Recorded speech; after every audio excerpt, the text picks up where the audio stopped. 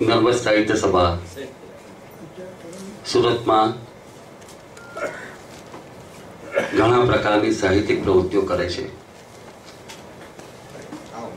નર્મદ ચંદ્રક, નંદશંકર ચંદ્રક, ડોક્ટર ફેની રતન માથલ ચંદ્રક, એ ઉપરાંત વ્યાખ્યાન માળાઓ પણ થતી હોય છે. ખાસ તો દિવાળીના દિવસોમાં વાઘ બારસના દિવસે વિવિધ ભાષી કાવ્ય પઠનનો કાર્યક્રમ થાય છે અને એમાં જે ભાષા હોય એ જ ભાષામાં કાવ્ય પઠન કરવાનું. બંગાળી હોય તો બંગાળી ભાષામાં, જર્મન હોય તો જર્મનની ભાષામાં, અને એ રીતે બહુ સરસ કાર્યક્રમ થાય છે. સુરતના જ ભારતી દેસાઈ વાર્તાકાર, સાહિત્ય પ્રેમી અને એમણે ઘણી બધી સારી વાર્તાઓ લખી છે. એમણે નર્મદ સાહિત્ય સભાને દાન આપ્યું અને એમાં અમે નક્કી કર્યું કે જ્યોતિન્દ્ર દવેના નામથી ચંદ્રક અર્પણ થાય વર્ષ દરમિયાનની શ્રેષ્ઠ હાસ્ય કૃતિઓને. આમ તો ભગવતી કુમાર શર્માએ નાદુરસ્ત તબિયત હોવાથી આવ્યા નથી, પણ એમણે નર્મદ સાહિત્ય સભાને દાન આપ્યું હતું અને એમાં સુરતના 4 સપૂતોની વ્યાખ્યાનમાળા આપણે કરીએ છીએ. એમાં જ્યોતિન્દ્ર દવે વ્યાખ્યાનમાળા પણ કરી છે અને પહેલું વ્યાખ્યાન આપણા રતિલાલ બોરીસાગરે આપ્યું હતું. તો આજે 2013ના શ્રેષ્ઠ હાસ્ય પુસ્તકના જ્યોતિન્દ્ર દવે ચંદ્રક અર્પણ સમારોહનો દ્વિદિવસીય કાર્યક્રમમાં પ્રથમ દિવસે મારી અને રવિન્દ્રની ખાસ ઈચ્છા કરી કે જ્યોતિન્દ્ર દવેનું નામ સંકળાયું હોય તો રતિલાલ બોરીસાગર સુરતમાં હોવા જોઈએ. કારણ કે એમના જેવા હાસ્યકાર, ખાસ તો નિર્દંશ હાસ્ય જો એમ તમે વાંચ્યા હોય અને હમણાં જે વાત કરશે લગ્ન મીમાંસાની, તો જાણી શકશો કે કઈ રીતે હાસ્ય નિષ્પન્ન થતું હોય. એટલે અમે બંને વિનંતી કરી કે તમે આવો અને જ્યોતિન્દ્ર દવેના નામ સાથેનો પ્રથમ ચંદ્રક છે, અર્પણ સમારોહ છે, તો એ આપના હાથે અપાય. એટલે અમને આજે બહુ સારું લાગે છે કે રતિભાઈ આપણી સાથે છે. તો પછી અમે કહ્યું કે તમે આવો તો પછી તમારો અમે લાભ લઈ જાય. આમ તો સુરતીઓ બહુ લાભ લેતા નથી, લાભ આપતા જ હોય છે, પણ આ એવી વસ્તુ છે કે જેમાં લાભ લેવાનું ચૂકાય નહીં. એટલે લોકો તમે એક વ્યાખ્યાન આપો. તો કે લગ્ન મીમાંસા, મેં કહ્યું બહુ ભારે સબ્જેક્ટ છે. પછી એમણે અડધું વાક્ય શું પૂરું કર્યું કે ના હળવી નજરે. તો મેં કહું આ પૂરું થયું. કારણ કે આપણા સૌનો અનુભવ હોય કે જ્યારે લગ્ન નક્કી થતા હોય ત્યારે આપણે કારનું દ્વાર જાતે ખોલતા હોઈએ, પત્નીને કહેતા કે બહાર નીકળ, વિવાહ થયો હોય ત્યારે. થોડાક વર્ષો પછી આપણે આગળ હોય ને પેલી પાછળ હોય, સાથે ચાલીને એવું કહેતા પણ હોઈએ ને. લગ્ન જીવનના 3જા તબક્કામાં પાછા એકમેકના હાથ પકડીને સાથે ચાલતા હોય. આખું દાંપત્યની આખી રેખા આ રીતે નીચેથી ઉપર ચડતી નીચે ઉતરતી હોય એ રીતની હોય. તો બોરીસાગર સાહેબ જ્યારે બોલવાના હોય, આપણે સૌ જાણીએ છીએ એન્જોયગ્રાફી, એટલે પોતાના દુઃખને પણ એવો હસી શકે, સાથે બીજાને હસાવી શકે. એમના વિશે ઘણું કહી શકાય, પણ આપણો સિદ્ધાંત તો એવો છે કે અહીં વક્તાને જ વધારે બોલવા દેવા. ને આપ સૌ જાણો છો બોરીસાગર સાહેબની એમની હાસ્ય વિશેની, એટલે એની વિશે જાજી વાત કરતો જ નથી. હું નાનુ બાપાને વિનંતી કરું કે તેઓ રતિભાઈનું પુસ્તકથી સ્વાગત કરે.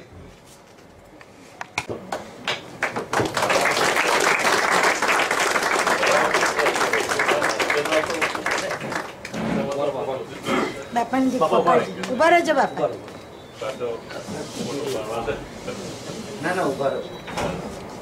ના એટલે તમે બેસી લો. પકડ બાપાને પકડજો. રમેશભાઈ ઓઝાની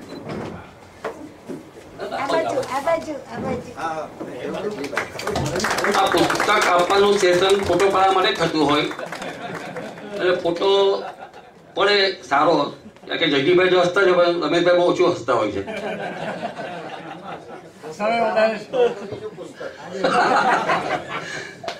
એટલે બકલેશ દેસાઈને વિનંતી કે કિશોર અંધારિયાનું પુસ્તકથી સ્વાગત કરે.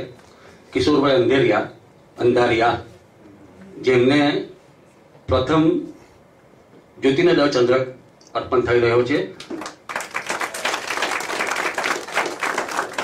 વાચક ક્યાંય નથી ગ્રંથાલયમાં. આમ તો એમના હાસ્ય નિબંધ છે પણ ખરેખર ગંભીરતાથી વિચારવા જેવું છે કે ગ્રંથાલયમાં વાચક નથી. ને અમે સૌ લેખકો, કવિઓ, સાહિત્યકારો એવી પ્રવૃત્તિ કરતા રહીએ છીએ કે વાચક વધુ ને વધુ ગ્રંથાલયમાં આવે. તો હવે રતિભાઈ અને આપણે સૌ બોલી શકાતા. યસદી સાહેબ, પ્રદીપભાઈ હા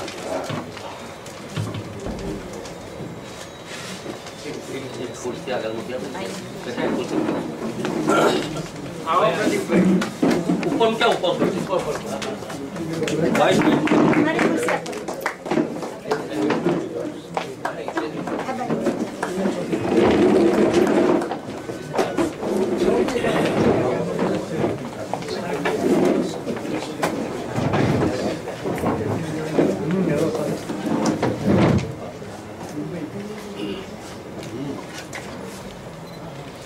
ઉપર આમ પ્રદીપભાઈ મારે ભાઈ થાય એ રીતે કે એ જ્યોતિન્દ્રભાઈના પુત્ર છે અને હું એમનો માનસ પુત્ર છું. કારણ કે છેલ્લા વર્ષોમાં જ્યોતિન્દ્રભાઈના એ એમને દર વર્ષે અમદાવાદ આવે, 1 મહિનો રોકાય, એટલે છેલ્લા 2-3 વર્ષ બહુ જ નિકટતાથી એમને મળવાનું થયું. અને પ્રદીપભાઈને કદાચ યાદ હશે કે થોડા વર્ષ પહેલા, એટલે આમ તો ઠીક 10-12 વર્ષ પહેલા હું ને વિનોદ ભટ્ટ એમના ઘેર ગયા હતા. એમના માતુશ્રીને પણ મળ્યા હતા. તો મારે સૌ પહેલા તો અભિનંદન નર્મદ સાહિત્ય સભાને એ વાતે આપવાના છે કે હાસ્યનું પારિતોષિક કે હાસ્યનો ચંદ્રક એ જ્યોતિન્દ્રભાઈના નામે અપાય ને ત્યારે મેળવનાર પોતાને એક પરમ સદભાગી સમજતો હોય છે. 1978માં ગુજરાતી સાહિત્ય પરિષદ તરફથી મને જયારે જ્યોતિન્દ્ર દવે પારિતોષિક મળ્યું મારા પહેલા પુસ્તકને, એ તો અદ્ભુત આનંદનો એ ઘટના હતી. ને એ વખતે જ્યોતિન્દ્રભાઈએ કાગળ મને લખેલો, એ એમના હસ્તાક્ષરમાં જ મેં સતત છાપ્યો મારા પુસ્તકમાં. કારણ કે મારા માટે એ બહુ મોટું પ્રમાણપત્ર હતું. એટલે એમના નામે આ ચંદ્રક શરૂ થાય એટલે ચંદ્રક આપનાર ને લેનાર બંને ધન્ય બને એવો આ પ્રસંગ છે. યસદી સાહેબ પ્રમુખ તરીકે એમનું નામ વાંચ્યું એટલે મને જરા ભય તો લાગ્યો. કારણ કે યસદી સાહેબ હવે પછી આમ મેં કહ્યું એ તો મજાક સમજ્યા, પણ આઈ મીન ઇટ કે યસદી સાહેબ હવે પછી બીજા કોઈની જરૂર જ નહીં હાસ્યમાં. અને આ લગ્ન મીમાંસા છે ને એ તો યસદી સાહેબ નું હોમ ગ્રાઉન્ડ છે.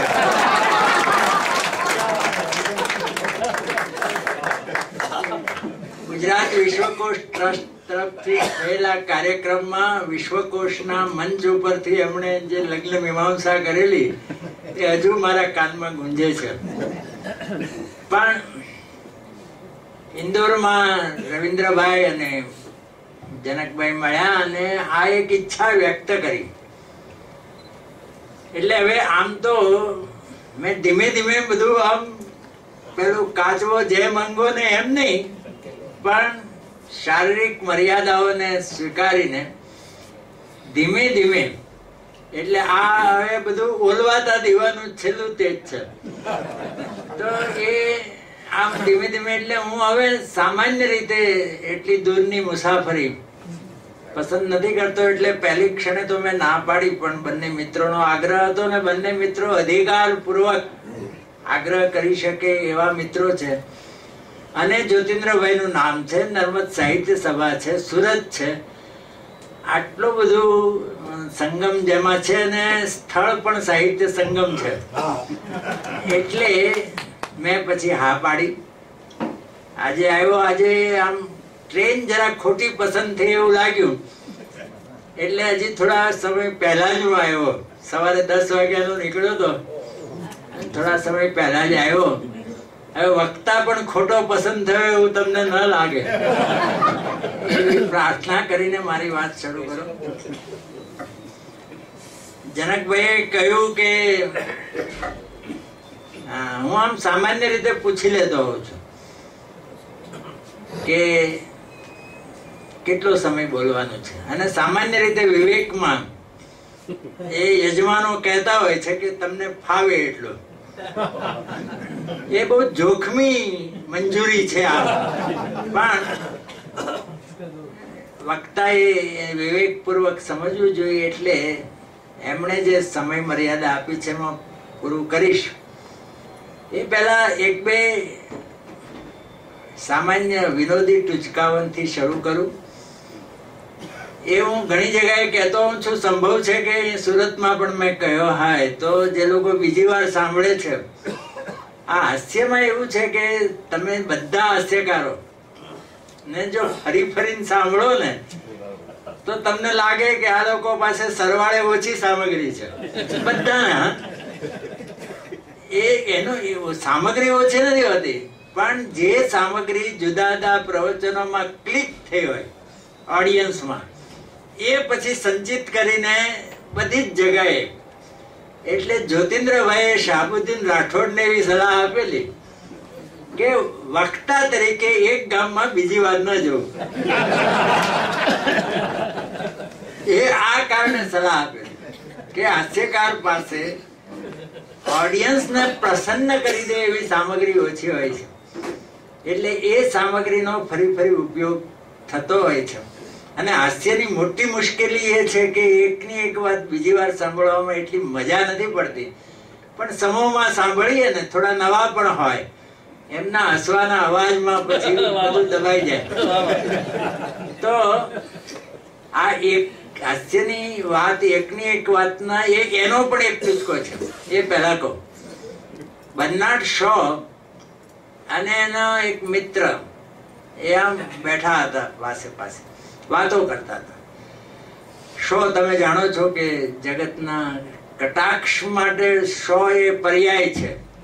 સેટાયર કોને કહેવાય અને નાટકોમાં સેટાયર કોને કહેવાય એનો શો એક સર્વોચ્ચ ઉદાહરણ છે. એટલે શો વાતો કરતા હતા રમુજી, અને એમના મિત્ર ખડખડાટ હસતા હતા, પણ એમના પત્ની બિલકુલ હસતા નતા. આમ હોઠ આમ બિલકુલ મજબૂત રીતે ભીડી રાખેલા અને સ્વેટર ગૂંથતા હતા. એટલે પેલા એ કહ્યું કે ભાભી, ભાભી એમ તો નહીં કહ્યું હોય, પણ જે કઈ કહ્યું હશે એનો મુક્ત અનુવાદ છે કે ભાભી, આ મારા ભાઈ આટલા બધા સરસ રમૂજો કરે છે અને તમે આમ સહેજ પણ હસતા નથી. એટલે ભાભીએ એકદમ કરડાકીથી કહ્યું, તમારા ભાઈની આ રમૂજો હું 1000 વાર સાંભળી ચૂકી છું, અને આમ સાચું પૂછો ને તો હું સ્વેટર ખાલી ખાલી નથી ગૂંથતી, એનું ગળું ન દબાવી દઉં ને એને માટે મારા હાથ રોકાયેલા રાખું છું. એટલે હાસ્ય આમ આવું છે. અહીં તો બધા અહિંસક માણસો છે, તો વાંધો નથી, મારું ગળું સલામત છે. પણ આ કેટલું બોલવું એના અંગેનો એક ટૂચકો છે ને એક આપણે વોર્મિંગ અપ એક્સરસાઇઝ સમજવી કે આપણે જે પ્રદેશમાં હાસ્યના પ્રવેશવાના છીએ એની એક આ વોર્મિંગ અપ એક્સરસાઇઝ કે એક વખત એટલું બધું લાંબુ બોલ્યા કે આમ શ્રોતાઓ ત્રાહિમામ થઈ ગયા. એમાં ઓડિયન્સમાં એક રિવોલ્વરનો લાયસન્સ ધરાવનાર સજ્જન, જો કે આ પરસ્પર વિરોધી શબ્દો કહેવાય, પણ એનું નામ નથી આવડતું એટલે સજ્જન, તો એને રિવોલ્વર અડધી બહાર કાઢ્યું. એટલે પેલો ગભરાઈ ગયો, એકદમ ભાષણ સમેટી લીધું અને એકદમ જઈને પેલાના પગમાં પડી ગયો કે માફ કરો, હું બહુ જ લાંબુ બોલ્યો અને તમે છે તે આ રિવોલ્વર અંદર મૂકી દો પ્લીઝ. તો કે છે કે જો ભાઈ, આ રિવોલ્વર તારે માટે છે જ નહીં, આ તને અહીંયા લઈ આવ્યું કોણ? આ એને માટે છે. એટલે મારે પણ ભાઈ જનક અને રવિન્દ્રના ભવિષ્યનો વિચાર કરવો જોઈએ, કારણ કે એ લોકો તો અહીંયા જ રહેવાના છે, હું તો કાલ જતો રહેવાનો. પણ હું એક વખત એટલું બધું લાંબુ બોલા એટલે પેલા ઓડિયન્સ માંથી, એટલે પછી પૂરું કરીને કે છે માફ કરજો, મારે કાંડે ઘડિયાળ નહોતી ને એટલે ખ્યાલ નહીં રહ્યો. પેલા કે છે પણ આ દિવાલ ઉપર કેલેન્ડર તો હતું ને, એ તો જોવું હતું, પાનો બદલી ગયો ત્યાં સુધી ચાલ્યું. તો મારે કાંડે તો ઘડિયાળ છે ને, હવે તો મોબાઈલમાં પણ ઘડિયાળ આવે છે, એટલે તમે એકંદરે સલામત છો એમ ખાતરી રાખજો. આમ છે ને, તે કોઈકે કહ્યું છે કે આ ભાષણ છે ને તે કરવાથી ભાષણ કરનારની હિંસાની વૃત્તિ સંતોષાય છે અને સાંભળનારના પૂર્વ જન્મના પાપ ધોવાય છે, એવું કહ્યું છે. પણ હું બ્રાહ્મણ છું અને જીવદયા માનું છું, એટલે બહુ જાજી હિંસા ન થાય એનો પણ ખ્યાલ રાખીશ.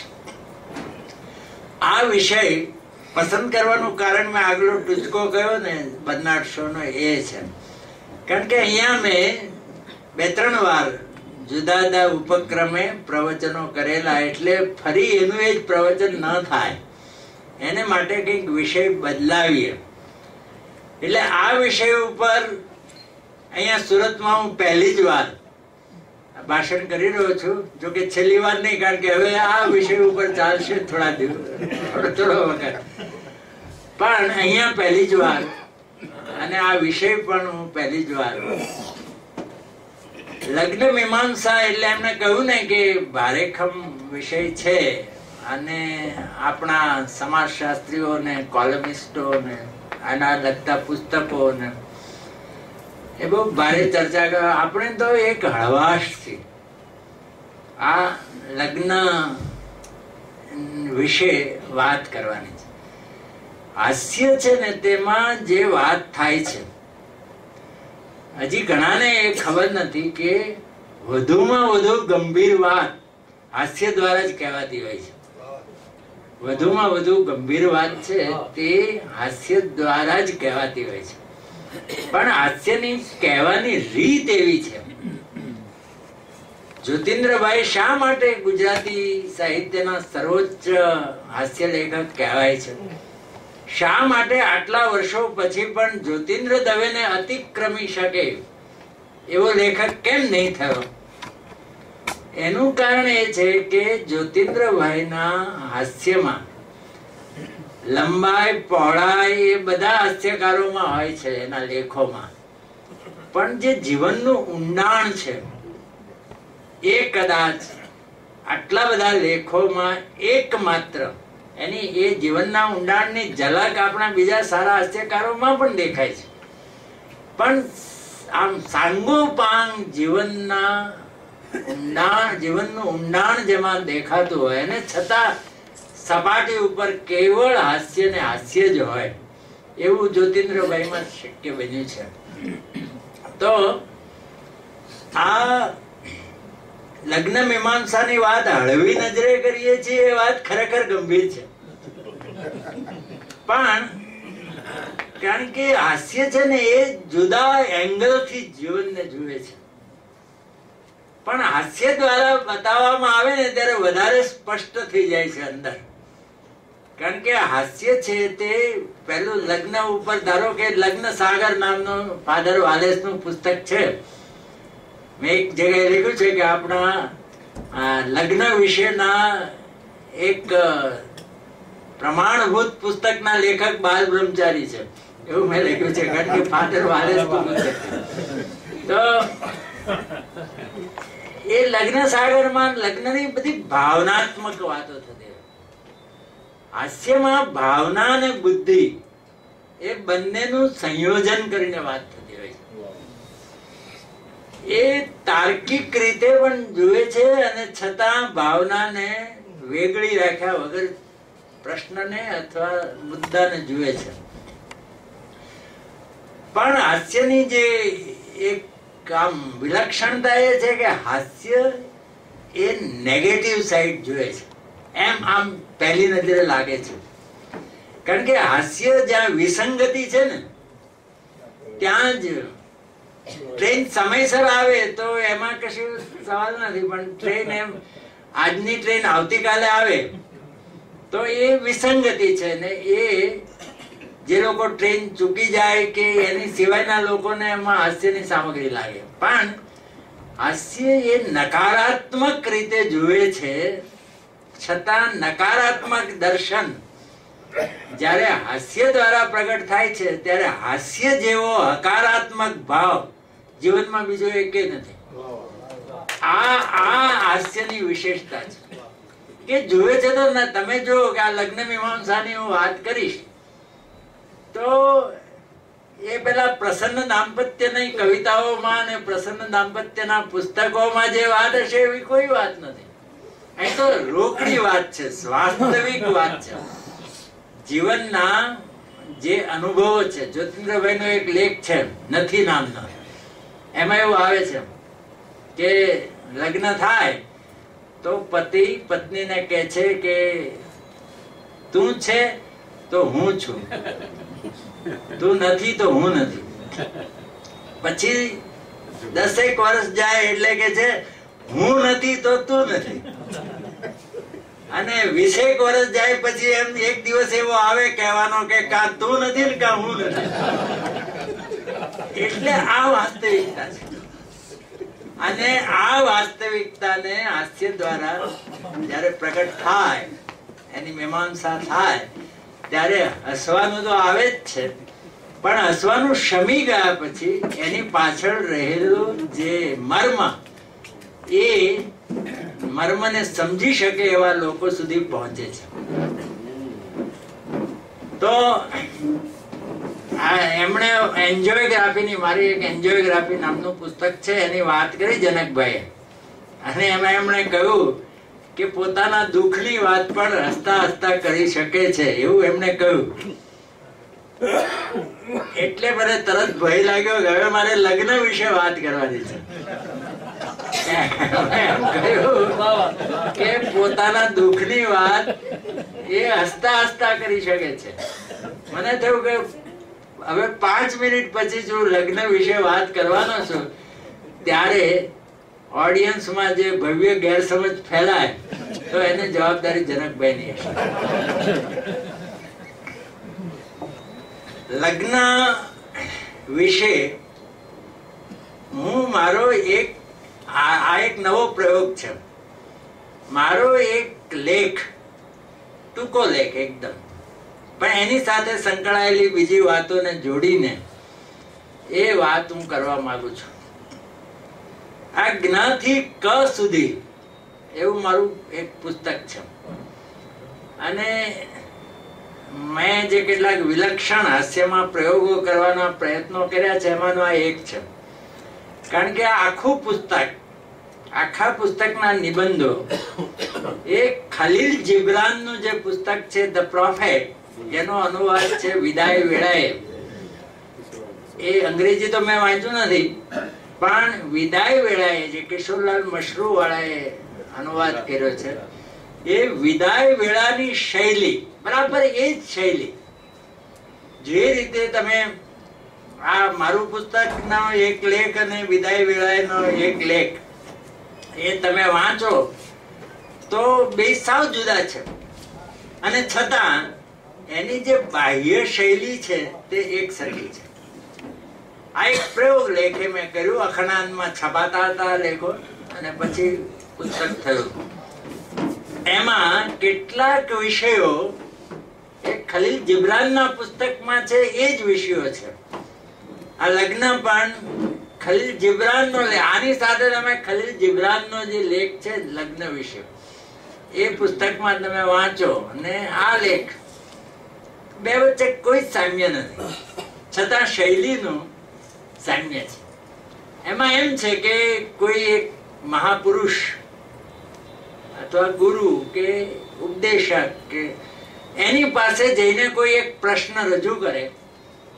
દરેક લેખ આ રીતે શરૂ થાય છે. એમાં વિદાય વેળા એમાં કે અમને આ વિશે કહો, અને પછી એમ આવે કે તેઓ બોલ્યા, અને પછી તેઓ જે વાત કરે એ બધા લેખો છે.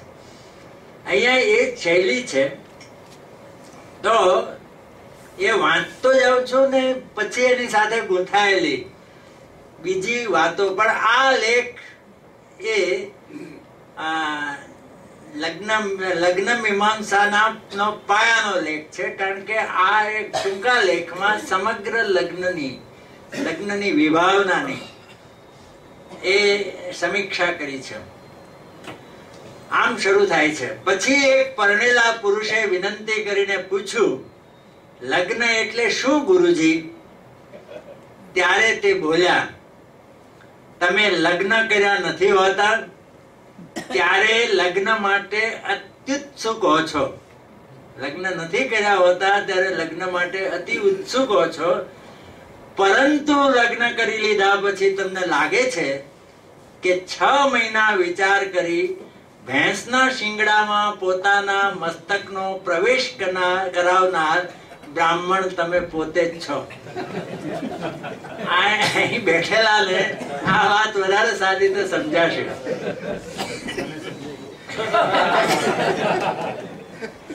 આ કોઈ કે સરસ કહ્યું છે કે લગ્ન એક એવો કિલ્લો છે કે જેમાં અંદર રહેલા બહાર નીકળવા ઈચ્છે છે, અને બહાર રહેલા અંદર જવા ધસારો કરે છે.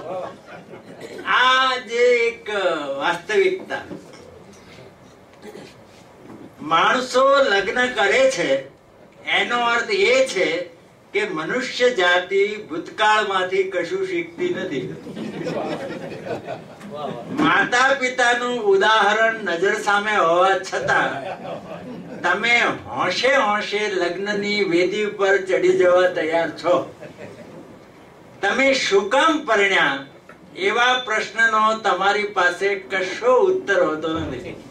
કોઈને એમ કે તમે લગ્ન કેમ કર્યા, તો કોઈ એનો આમ બિલકુલ પ્રતીતિજનક અથવા પોતાની આંતર પ્રતીતિથી લગ્ન કર્યા એવું કશું કોઈ કહી શકે એવું જ હોતું નથી. અને પ્રદ્યુમન જોશીપુરા એ પણ આપણા સારા એક હાસ્ય લેખક છે. એ પ્રદ્યુમન જોશીપુરાનો એક લેખમાં આવે છે કે કોઈએ પૂછ્યું કે તમે ક્યાં પરણ્યા? એટલે કે છે કે મેં ગામનું નામ આપ્યું. લગ્નની શરૂઆતનો ના વર્ષો હતા એટલે પૂછ્યું તમે ક્યાં પરણ્યા? તો ગામનું નામ આપ્યું, જે ગામમાં પરણ્યા એનું. પણ પછી એને લખ્યું છે કે લગ્નના 20 વર્ષ પછીથી મને જ થવા માંડ્યું હું ક્યાં પરણ્યો.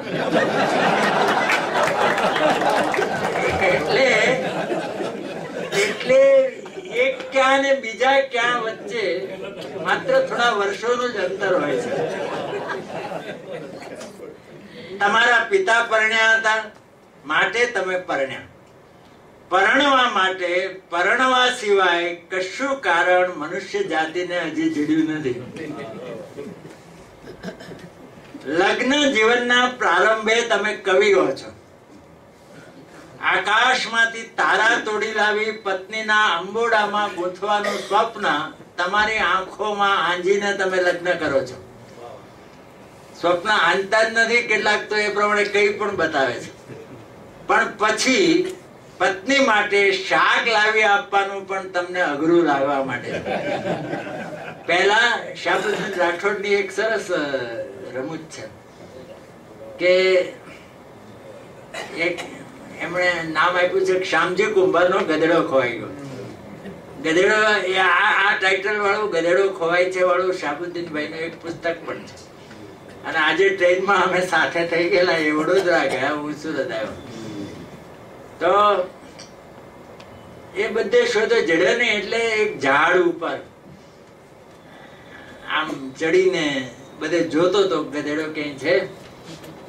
તો એક તાજા પરણેલા પતિ પત્ની, પેલું નાનું ગામ, અને ઘરમાં બધા હોય, સંયુક્ત કુટુંબ હોય, એટલે મળી શકાય નહીં, નિરાંતે વાત થાય નહીં, એટલે એ બધાથી નજર ચૂકાવીને આ જે જગ્યાએ આ શ્યામજી કુંભાર ઝાડ ઉપર ચડ્યો તો એ ઝાડ નીચે જઈને બેઠા. એટલે પતિએ પત્નીને આમ સામે જ બેઠા હતા, બરાબર બંને સામ સામે. એની આંખોમાં જોઈને પતિએ કહ્યું કે પ્રિય, તારી આંખોમાં મને આખી દુનિયા દેખાય છે. પેલો ઉપરથી કે મારો ગધેડો કઈ દેખાતો હોય મને કહેજો ભાઈ. એટલે આખી દુનિયા દેખાય, પછી એ જ દુનિયા પછી ફરતી લાગે એ પછીનો પ્રશ્ન છે, પણ પ્રારંભમાં એ આખી દુનિયા દેખાય. અને ચૂંટણીમાં નેતાઓ વચન આપે છે એના કરતા પણ વધારે ઉદારતાથી, અને પાછા રંગીન વચનો એ લગ્નના પ્રારંભે દરેક પતિએ આપ્યા હોય છે. એ કઈ આમ વિવાદનો પ્રશ્ન નથી, સ્વીકારનો જ પ્રશ્ન છે. તો એક કવિ પરણ્યો, એ કહ્યું છે ને લગ્ન જીવનના પ્રારંભે તમે કવિ હો છો, એટલે દરેક જણ કવિ હોય છે. તો કવિ તો પાછો સવાયો કવિ હોય છે લગ્નના પ્રારંભે. એટલે કવિ પરણ્યો ને તો એને એની પત્નીને કહ્યું કે પ્રિય, બસ હવે હું ને તું એ સિવાય આ જગતમાં જાણે કશું જ નથી. આપણે બંને એક જ છીએ, આપણે ભલે બે જુદા છીએ પણ આ યુયમ વયમ વયમ યુયમ. તો પહેલી કે છે પણ રાંધવાનું તો બંને માટે મૂકવાનું ને. તમે જુઓ કે આ વાસ્તવિકતા છે, આ પહેલી ભાવના છે, પણ વાસ્તવિકતા છે. તો હાસ્ય છે તે વાસ્તવિકતા ઉપર આંગળી મૂકે છે. પેલી ભાવનાનો નકાર નથી કરતો, પણ એ આંગળી મૂકે છે પેલી નક્કર વાસ્તવિકતા ઉપર. એક કવિ પરણ્યો પછી એની પત્ની એને કહે છે પહેલે જ દિવસે કે મારે તમારી પાસે એક એકરાર કરવો છે. એટલે પહેલો એમ સમજ્યો કવિ હોવાના કારણે કે આ ક્યાંક કોઈના પ્રેમમાં હશે ને પછી મને બિચારી ત્યાં નહીં પરણી શકી હોય, એટલે મને પરણી છે ને બિચારી આમ ભલી લાગે છે, એટલે પોતે હૃદયપૂર્વક એનો સ્વીકાર કરવા માંગે છે. એટલે કવિએ ઉદારતાથી કહ્યું પ્રિય, વિસરી જા, સઘળું વિસરી જા, બધું જ ભૂલી જા. આપણે તો બસ હવે આજ છે અને આવતીકાલ છે, આપણે કોઈ ગઈકાલ છે જ નહીં. એટલે પહેલાને લાગ્યું કે આને કવિતા ચડી લાગે છે, એટલે પહેલી કે છે કે તમે ધારો છે એવું કશું છે નહીં. મારે તો એટલું જ એકરાર કરવાનો છે કે મને રાંધતા નથી આવડતું. એટલે પહેલો કે છે તો પ્રિય તું કશી ચિંતા ન કર, આપણે કવિતા લખીને એમાંથી મળતા પુરસ્કાર માંથી ગુજરાન ચલાવવાનું છે. એટલે રાંધવાના જાજા પ્રસંગો આવવાના. એટલે એક બાજુ ભાવના છે, એક બાજુ વાસ્તવિકતા છે, પણ હાસ્ય છે તે આ એક વાસ્તવિકતાને, નક્કર વાસ્તવિકતાને પ્રગટ કરે છે. આ કે છે ને કે પછી શાક લેવા આવવાનું, પણ એક પતિ પત્ની, એમાં એના ઘરે મહેમાન આવ્યા પહેલી વાર એ ઘર, તો જોયું આમ તો બધા ઓરડા ને બધું મોટું મોટું હતું, અને રસોડું સાવ સાંકડું હતું. આને સમજાયું નહીં કે આ કેવા પ્રકારની રચના છે મકાનની, કે આટલા બધા રૂમ છે અને મોટા મોટા રૂમ છે અને આ રસોડું આટલું બધું સાંકડું કેમ છે? એટલે એને પહેલા પૂછ્યું કે આ રસોડું આટલું બધું સાંકડું કેમ છે? તો કે જો ખાનગીમાં કહું છું, સાચી વાત કે છે, મેં પહેલેથી વિચારી રાખ્યું કે રસોઈમાં ક્યારેય મદદ ન કરવી પડે ને, એટલે 2 જણ ઉભા રહીને રસોઈ કરી જ ન શકે એ પ્રકારના જ રસોડાની રચના કરી દીધી. એટલે પછીથી આ બધું ડાપણ આવી જતું હોય છે. લગ્નના પ્રારંભે તમને લાગે છે કે તમારી પત્ની સૌથી વધુ સૌંદર્યવતી, સૌથી વધુ પ્રેમાળ, સૌથી વધુ ગુણવાન સ્ત્રી છે. પછી સમય જતા તમને લાગે છે કે આવું માનનાર તમે જગતના સૌથી વધુ મૂર્ખ મનુષ્ય છો.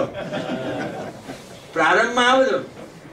ગાંધીજી જેવા કોઈક જ છે કે જે જીવનના અંત સુધી આ પ્રમાણે માનતા હતા. એકવાર ગાંધીજીને કોઈ પૂછ્યું કે તમે અનેક સ્ત્રીઓ તમારા સંપર્કમાં, તમારા ભાષણોમાં, તમારા કાર્યોમાં બધે અનેક સ્ત્રીઓ સંકળાયેલી છે, તો તમને આજ સુધીમાં સૌથી સુંદર સ્ત્રી કોણ લાગી?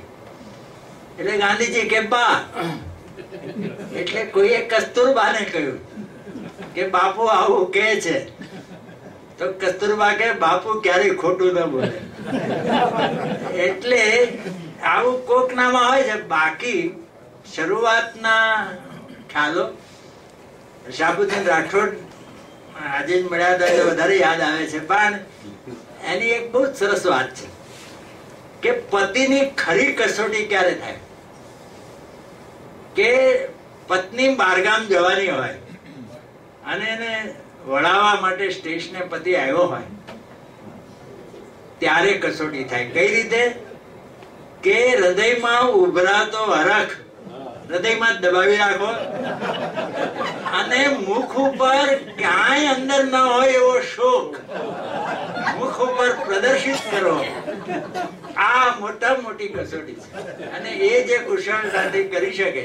એટલે ડાલ કાર્નેગીનું એક બહુ સરસ વાક્ય છે કે તમે બધાએ ડાલ કાર્નેગીનું નામ સાંભળ્યું જ હશે કે આ જિંદગી જીતવાની જડીબુટ્ટી એ ચોપડી લખીને જગતની જે એ જમાનામાં બેસ્ટ સેલર પુસ્તકો હતા એમાં એક ડાલ કાર્નેગીની આ જિંદગી જીતવાની જડીબુટ્ટીમાં એક વાક્ય આવે છે કે લગ્ન એ ખુલ્લા દિલનો મામલો નથી પણ મુત્સદ્દીગીરીનું મેદાન છે.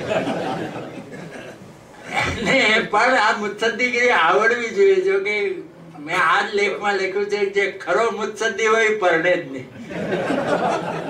પણ એની મારી એક વાર્તા છે મુત્સદ્દીગીરીની કે એ ઘણા વખત પહેલા એક મેગેઝિનમાં છપાયેલી, પછીથી એક છાપાના હોળી વિશેષ અંકમાં પણ છપાયેલી કે એક પતિએ એના અપરિણિત કાકાની સલાહ લીધી કે મારે લગ્ન કરવા છે તો હું આમ એકદમ સફળ થાઉં એવો રસ્તો બતાવો. એટલે કાકાએ આ કહ્યું કે હું તો ભાઈ પરણ્યો નથી, પણ ડાલ કાર્નેગી આ કહ્યું છે તારે મુત્સદ્દીગીરી અજમાવવી અને પત્નીને ખુશ કરવી. તો પછી લગ્નની પહેલી વર્ષગાંઠ આવી તો એને પત્નીને કહ્યું કે આ તને ગમે તેવી મોંઘી સાડી પણ અપાવી દો. એ સાડીના નો જે શહેરમાં જે મોટો શોરૂમ હતો એનો મેનેજર અને આ બંને પાકા મિત્રો હતા. તો એ કે છે કે આપણે દીપક આપણો ખાસ મિત્ર છે, સારામાં સારી સાડીઓ મળે છે, તને અપાવી દઉં મોંઘી સાડી. એ દીપકને આગલે દિવસે સાંજે મળ્યો, જો કાલ તારી ભાભીને લઈને આવવાનો છે, તારે એને સસ્તામાં સસ્તી સાડી આપવાની છે પણ વધારે ભાવ કહીને આપવાની. અને જે ભાવ જેનો બહુ વધારે હોય એનો ભાવ એકદમ ઓછો કહેવાનો. એટલે એ તો મોંઘી જ સાડી લેશે. તો પછી કે સારું, પત્નીને કહ્યું દીપક તો મેનેજર પણ દીપકે આવીને કહ્યું કે જો બધા ગ્રાહકો આવે ને તો મારો માણસ જ બધું બતાવે, હું તો મેનેજર છું આ શોરૂમ. ભાભી તમે આવ્યા છો, હું જ બધું બતાવું. એ સાડીઓ બતાવી, જે પ્લાન હતો ને એ પ્લાન પ્રમાણે મોંઘા મોંઘી સાડી, આમ સરસ સાડી ઉપર હાથ મૂકે એટલે કે ભાભી આ તો સાવ સસ્તી છે, આવી સાડી તમને આ પહેલી એનિવર્સરીમાં આવી સાડી આ અપાવે એ ચાલે નહીં, આ સાડી ન લેવાય. પછી આમ એકદમ થોડીક સસ્તી સાડી, જો આ સાડી બહુ જ મોંઘી છે, સૌથી મોંઘી દુકાનની આ સાડી છે અને તમારા માટે તમારે લેવી જ જોઈએ, ભલે આ હપ્તે હપ્તે પૈસા આપે. નાટક બરાબર ચાલી રહ્યું હતું અને બંનેને લાગ્યું કે સફળતાની હળી ઉપર છીએ. ત્યાં પેલી એ જુદી જુદી સાડી જોઈને પેલી જે સૌથી મોંઘી, જેનો ભાવ સૌથી ઓછો ગયો હતો, એ કે મારે તો આ જ જોઈએ, તમારા ભાઈને મારે બહુ ખર્ચો નથી કરાવવો. એટલે બે જણા એકબીજા સામે જોઈ રહ્યા, પછી ત્રીજો વિકલ્પ જ નહોતો. પેલા ઘણું કહ્યું કે આ સાડીમાં તને જરાય શોભશે નહીં, આ બહુ મેચ પણ ન થાય, આવી સસ્તી સાડી લઈએ આપણા સ્ટેટસ ને અનુરૂપ ના કહેવાય, હું ક્લાસ 1 ઓફિસર છું. તો કે બધું બરાબર છે પણ મને ગમે છે એટલે મારે આ જ લેવી છે. પછી પેલાના મનમાં થયું કે આ સારું બન્યું કેમ, આ મુત્સદ્દીગીરી, આ ફ્લોપ શો કેમ છો? એટલે એક દિવસ એને પૂછ્યું કે સાચું કે જી તે એ જ સાડીનો આગ્રહ કેમ રાખ્યો? તો કે દીપકભાઈ ઉત્સાહમાં એમના પત્નીને કહી દીધેલું કે આવતીકાલે આ ખેલ પાડવાનો છે અને તું જોજે કે નીલા ભાભીને આપણે છેતરવાના છે. મને એને ફોન કરીને કીધું કે જાઓ ત્યારે ધ્યાન રાખજો, જે સસ્તામાં સસ્તી કે મોંઘા મોંઘી હશે. પેલા થયું કે આ મુત્સદ્દીગીરી માંથી આપણે રાજીનામું આપી દઈએ. એટલે આ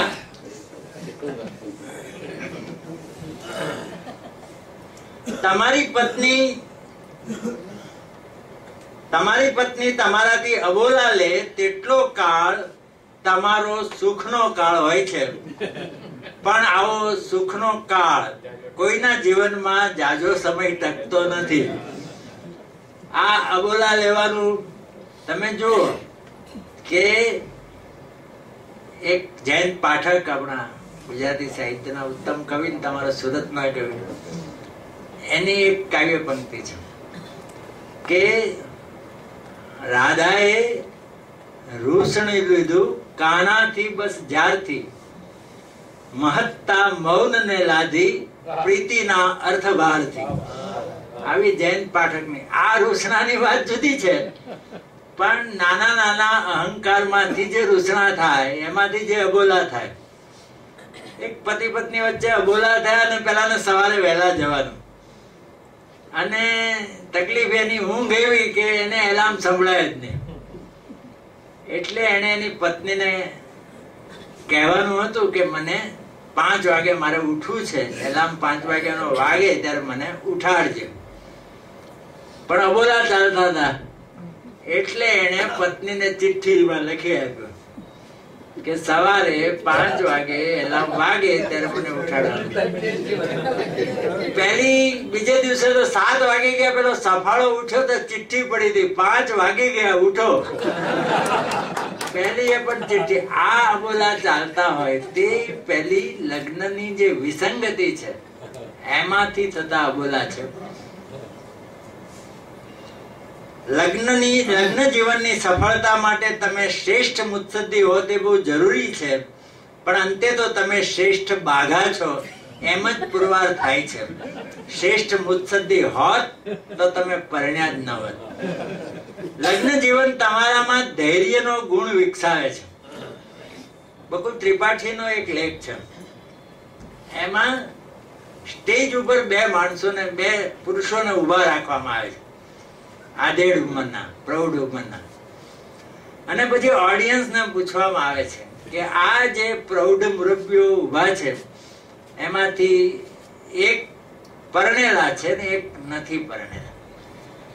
એકદમ તમારે એનું નિરીક્ષણ કરવાનું. 10, 15, 20 મિનિટ તમે માત્ર નિરીક્ષણ માટે આપવામાં આવે છે. પણ તમે સ્ટેજ ઉપર આવીને એક જ સેકન્ડમાં જે અપરિણિત હોય કે પરિણિત હોય, તમે પરિણિત, આ માણસ પરણેલો છે એમ તમે કહી દો, એટલે જે કહી શકશે સાચું એને ઇનામ આવે. બધા નિરીક્ષણ કર્યું પણ કઈ ખ્યાલ ના આવ્યો. પણ એક જણો ઉભો થયો, આવીને પેલા એક જણને એક જોરથી તમાચો માર્યો. તો પેલો એમને સ્થિર ઉભો રહ્યો. એ કે આ પરણેલો છે અને ઇનામ જીતી ગયો. એટલે આ કે છે કે લગ્નને કારણે તમારે ધૈર્યનો ગુણ વિકસાવે છે. લગ્નથી તમારામાં સહન શક્તિનો આવિર્ભાવ થાય છે. લગ્ન તમને મૌનનો મહિમા સમજાવે છે. લગ્ન જીવનથી તમે પરમ આજ્ઞાંકિત બનો છો. લગ્ન જીવનથી તમે નોકરીમાં સફળ થાઓ છો. લગ્ન જીવનને કારણે ના જેવો શબ્દ તમારા શબ્દકોશમાંથી ધીમે ધીમે ભૂંસાઈ જાય છે. એટલે દરેક બાબતમાં તમે બોસને હાજ પાડો છો. તમારી આજ્ઞાંકિતતાથી બોસ તમારા ઉપર પ્રસન્ન રહે છે. આ પ્રસન્નતા તમારા પ્રમોશનનું નિમિત્ત બને છે. રાવી પાઠકની એક વાર્તા છે, સરકારી નોકરીની સફળતાનો ભેદ એ નામની. દ્વિરેફની વાતોના 3 ભાગ છે, એમાંથી એક ભાગમાં વાર્તા છે. એક એવી સતી સ્ત્રી ઘરમાં છે કે પેલો ઓફિસમાં જ રહે છે. કારણ કે એ તો પેલા ઉઠે ત્યાંથી પગ ધોવે, આરતી કરે, આમ એને બરાબર જમાડ્યા પછી એટલે એટલું બધું બિલકુલ પ્રાચીન કાળની સતી હોય એને પેલો એટલો ત્રાસી જાય છે ઓફિસમાં. ઓવર ટાઈમ કામ કરે, કશું ઓવર ટાઈમ નો મહેનતાણું લીધા વગર. એને કારણે એને જે પ્રમોશનો મળે છે અને એકદમ સરકારી નોકરીમાં એને સફળતા મળે છે. દરેક સફળ કર્મચારી પાછળ એક પત્ની હોય છે. જગતનું આ મહાન સત્ય છે. હવેનું વાક્ય જરા ધ્યાનપૂર્વક સાંભળજો. લગ્ન જીવન એક સત્ય છે, સફળ લગ્ન જીવન એક કલ્પના છે. સફળ લગ્ન જીવન વિશે કોઈ પુરુષને ઉત્સાહપૂર્વક વાત કરતો જુઓ તો માનજો કે તે કુંવારો હશે. હવે આની નીચે મેં થોડાક અંગ્રેજી પુસ્તકમાંથી થોડા અવતરણો લઈને ટાંક્યા છે. એ વાત પૂરી કરીને હું પછી જે શેષ સમય છે તેમાં તમને મારી 1-2 લગ્ન જીવન અંગેની વાર્તા કહીને મારી વાત પૂરી કરીશું. એમણે જે 45-50 મિનિટ આપી છે એમાં 50 ની તો 45 એટલે બેનો સરવાળો તો નહીં પણ 45 માં પૂરું કરવાનો પ્રયત્ન કરીશું. એક જાહેરાત. આ અમેરિકન, બધી મજાકો અમેરિકન મજાકો છે અને અંગ્રેજી ચોપડીમાંથી લીધું છે. પતિ અને એક જાહેરાત આવી છાપામાં. પતિ ને કૂતરો ખોવાયા છે. કૂતરો શોધી આપનારને યોગ્ય ઇનામ આપવામાં આવશે. પછી પતિદેવો માટે 2 અમેરિકન સલાહ.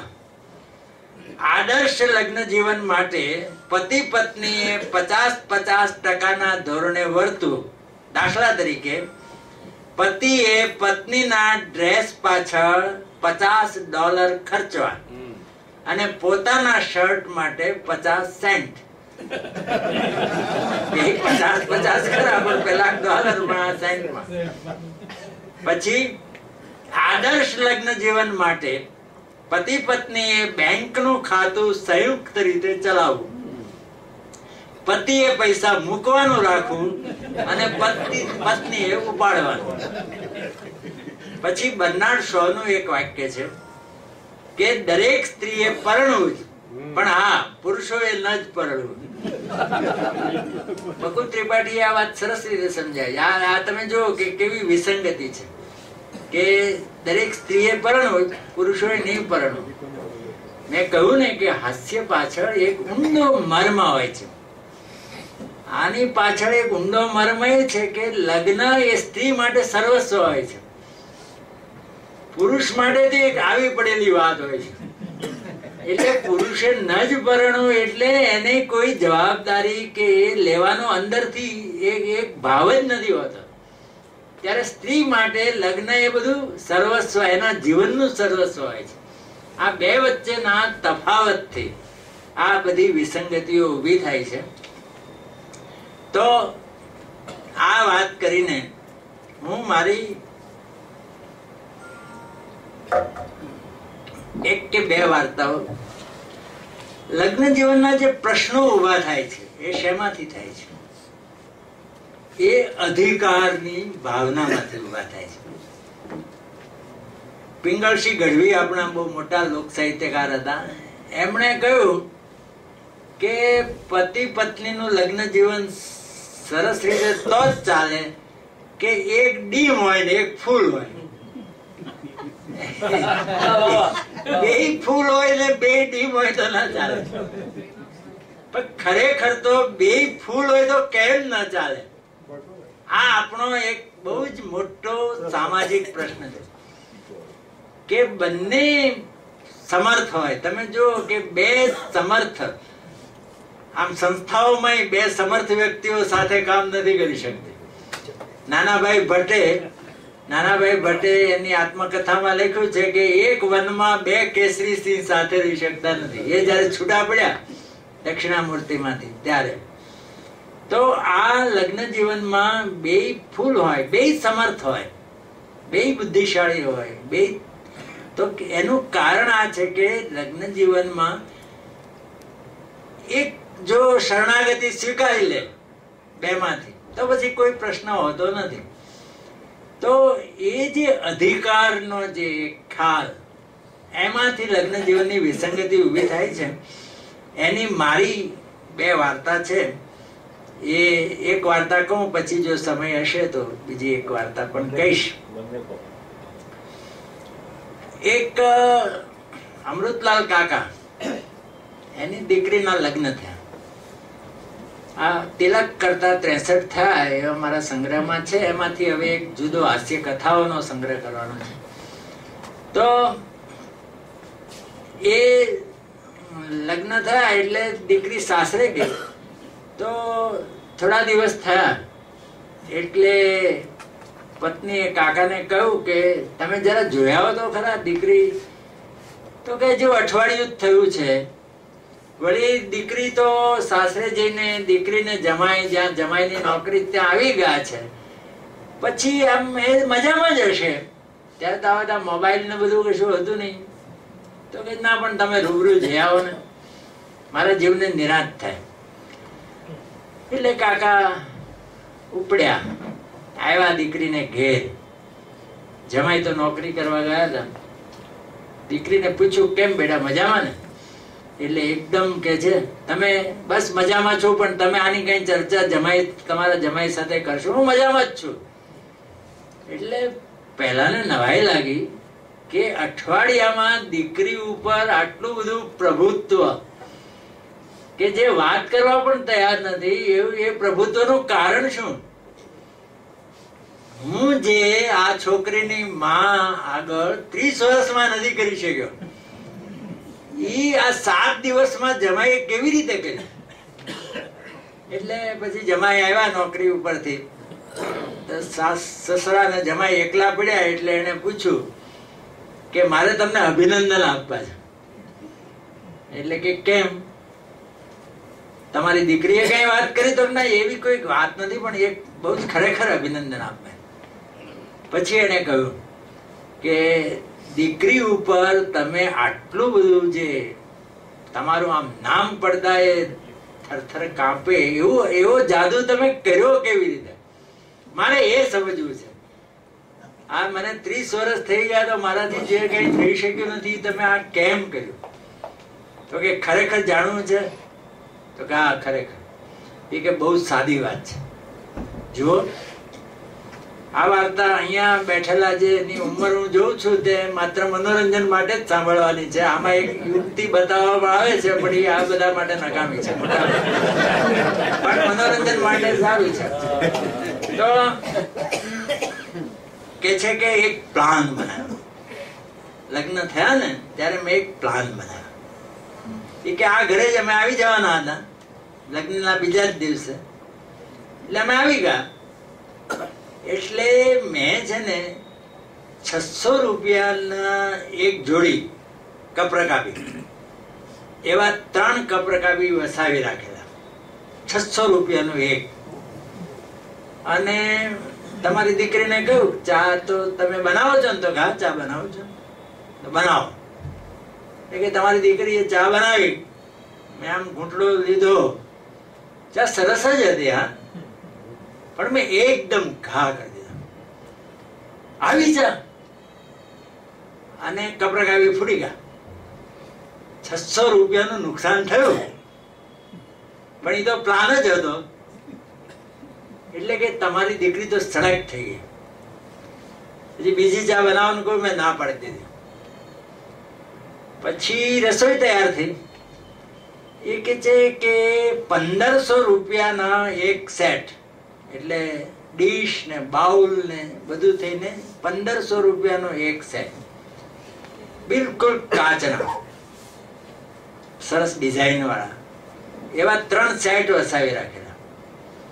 એટલે પહેલા 600 ને 1800, 3 કપરકાબીના 1800 રૂપિયાનું ઇન્વેસ્ટમેન્ટ, પછી આ 1500 રૂપિયાના 3 એટલે 4500 રૂપિયાનું ઇન્વેસ્ટમેન્ટ. અને પછી જમવા બેઠો, મેં કીધું મારે ઉતાવળ છે, હું પેલા જમી લઉં. જમવા બેઠો, દાળ ચમચી મોઢામાં નાખીને, દાળ સરસ જ હતી, પણ આ તો પ્લાન એકદમ મેં આખા ડીશ ના બાઉલ ને બધાને એકદમ ઘા કરી દીધો. એટલે એક 600 રૂપિયા, એક 1500 રૂપિયા, 2100 રૂપિયાના ઇન્વેસ્ટમેન્ટમાં આમ તમારી દીકરી એકદમ સ્તબ્ધ થઈ ગઈ. પછી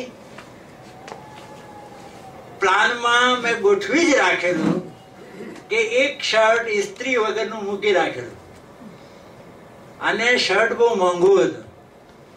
એ શર્ટ બહુ પહેલાના સમયમાં 3000 રૂપિયાનું આવતું. એવું શર્ટ ઇસ્ત્રી વગરનું મૂક્યું. ઇસ્ત્રી આવડે છે? તો આવડે છે. ઇસ્ત્રી કરી. એટલે પ્લાન, આપણે તો આમ હાથમાં લીધું શર્ટ, આવી ઇસ્ત્રી એમ કહીને આમ ફાડી કાઢ્યું. 3000 રૂપિયાનું શર્ટ, એટલે પહેલા 600 રૂપિયા, પછી 1500 રૂપિયા, 2100 રૂપિયા, અને પછી 3000, 5100 રૂપિયામાં બધું પાર પડી ગયું. બસ હવે મારા મોઢામાંથી વેણ નીકળ્યું નથી, તમારી દીકરીએ ઝીલ્યું નથી. વાહ, અદભુત. એ કે મારાથી આવું થાય એવું કહું નહીં, પણ અજમાવી જો. બસ હવે ઘેર જઈને તમારો પ્લાન યાદ રાખીશ. અને ઘેર જઈને એને નક્કી કર્યું કે આજે જો 30 વર્ષમાં નથી થયું ને એવું થશે. અંદર ગયા તો પેલા થાકીને આવતા હતા, એટલે પેલી એમ જ કયા વગર, તો ચિનાઈ માટીના કપરકાબી હતા સાદા, એમાં ચા આપી, આપણે ઘૂંટડો ભર્યો, મનમાં થાય ફેંકી દે એમ અંદરથી અવાજ આવે, કારણ કે ફેંકી દેવાની પણ હિંમત ન ચાલે. પણ આખરે હિંમત એકઠી કરી ફેંકી દીધી. પેલી જોઈ રહી, અરે આને શું થયું, આવી ચા. આમ બહુ જોરથી બોલવાનું હતું ડાયલોગ, પણ બહુ ધીમો અવાજ પણ નીકળ્યો ખરો, આવી જા. પછી જમવા બેઠા એટલે બહુ સામાન્ય સ્ટીલના વાસણો હતા. કે જો આ ઘા કરી દેવાનો. જમતા હજી પહેલો કોળિયો ભર્યો, આમ હાથમાં લીધું, છેવટે ઘા કરી દીધો, એટલે ગોવા પડી ગયા વાસણ. એટલે પેલી કે છે કે હવે કોઈ કપડું ફાડવાનું જ તમારે?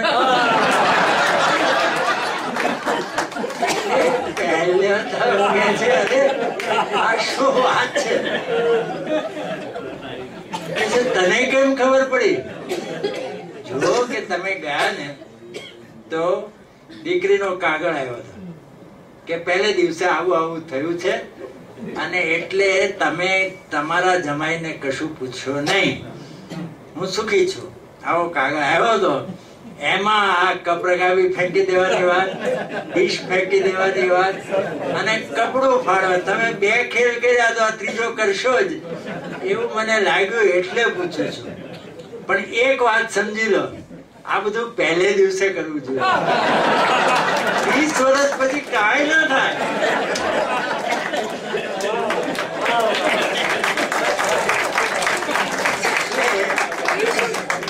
એટલે મેં કહ્યું હતું કે આ વાર્તા અહીં બેઠેલા માટે કેવળ મનોરંજન માટે જ છે.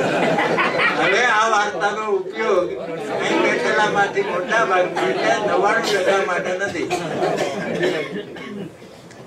અને છેલ્લી મારી વાર્તા એમ કહીને વાત પૂરી કરું. પણ તમે જુઓ કે આખી વાતનો જે અંડરટોન છે, બહારનું જે આવરણ છે વાર્તાનું, એ વાર્તાનું આવરણ પ્રેમની અધિકાર. જ્યાં પ્રેમ છે તેનો પ્રશ્ન જ નથી, પણ પ્રેમની વાત નથી, અધિકાર સ્થાપવાની. અને આ અધિકારનું માનસ એ લગ્ન જીવનમાં વિસંગતિ છે. એની એક મારી જ વાર્તા છે. એ આ જે વાર્તા કહી ને એ પણ એક ટૂચકા ઉપરથી લખેલી. ટૂચકો તો બહુ 2-3 લીટીનો જ હતો, પણ એમાંથી એક વાર્તા કંડારી કાઢી ને આજે હવે કહું છું. એ પણ એક જાણીતી લોકકથા જેવું, પણ એને નવા સ્વરૂપે મૂકીને મેં વાર્તા લખી. કે એકવાર અકબરે બિરબલને પૂછ્યું કે આપણા રાજ્યમાં પત્નીનું કયું કરતા હોય એવા પતિ કેટલા, અને પોતાનું ધાર્યું કરતા હોય એવા પતિ કેટલા. એટલે બિરબલ કહે છે કે સર્વે કરીશું, તમને પછી જવાબ આપું 1-8 મહિનામાં. એમ કરો, મને તમે 5 ઘોડા અને 100 ઈંડા આપો. કેમ? તો કે આ ઈંડું છે ને જેનું પત્નીનું જ ધાર્યું થતું હોય ને એને ઈંડું આપીશ, અને જે પોતાનું જ ધાર્યું કરતા હોય એવા વીર નરને હું ઘોડો આપીશ. બિરબલને પહેલેથી ખબર હતી ઘોડા તો ઓછા જ ખપવાના છે, એટલે એને ઓછા જ માગેલા. એટલે એ નીકળ્યો. એક માણસ મળ્યો. બિરબલે પૂછ્યું કે પરણેલો છે? તો કે હા. તો કે તારા ઘરમાં તારું ચાલે કે તારી પત્નીનું?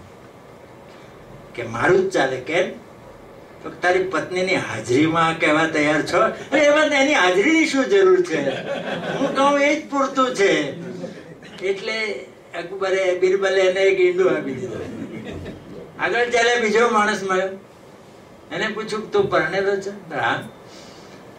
તારા ઘરમાં તારું ચાલે કે તારી પત્નીનું? તો કે મારું જ ચાલે. તારી પત્નીની હાજરીમાં કહેવા તૈયાર છો? બિલકુલ, પત્નીની હાજરીમાં કહું. કેમ? તો બિરબલ ને થયું આ જરા હોર્સ બ્રાન્ડ હસબન્ડ લાગે છે, એટલે એને ઘોડો આપ્યો. આગળ ચાલ્યા. ત્યાં થોડી વારમાં પેલો મારતે ઘોડે પાછળ આવ્યો. ઉભા રહો, ઉભા રહો, ઉભા રહો. બિરબલ ઉભો રહ્યો એટલે પેલા કે કેમ ભાઈ, શું છે? તો કે મારી પત્નીએ કહ્યું છે કે આવો લાલ ઘોડો નહીં, સફેદ ઘોડો હોય એ લઈને આવો તો જ ઘરમાં આવવા દો, નહીંતર ઘરમાં નથી આવવા દેવાની. એટલે બિરબલે કહ્યું ભાઈ એ ઘોડો મને આપી દે, ના ઈંડું લઈ જાય. પછી આગળ ચાલ્યા. એક મોટો સમૂહ હતો.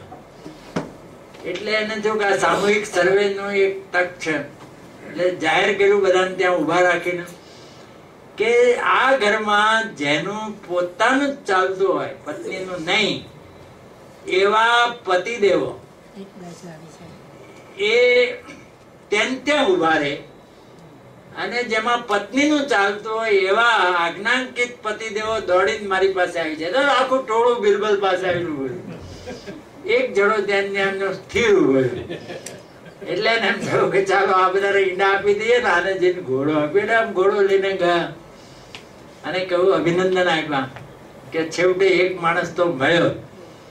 તો કે ભાઈ સાહેબ એવું કઈ છે નહીં, મારી પત્નીએ કહ્યું છે કે જ્યાં ધક્કા મુક્કી થતી હોય ને ત્યાંથી આગળ જ રહેવું, એટલે હું અહીં ઉભો છું. એટલે બિરબલે એને પણ ઈંડો આપ્યો. પછી એ ચાલ્યો. એને તો કે બધા 99 ઈંડા ખપી ગયા, ઘોડો એક પણ ખપ્યો નહીં. પછી પાછો આવ્યો તો એક દિલ્હીમાં હજી પ્રવેશતો હતો, ત્યાં એક નાની છોકરી 17-18 વર્ષની 20 વર્ષની રડતી હતી, યુવતી. તો બિરબલે પૂછ્યું, બેટા કેમ રડે છે?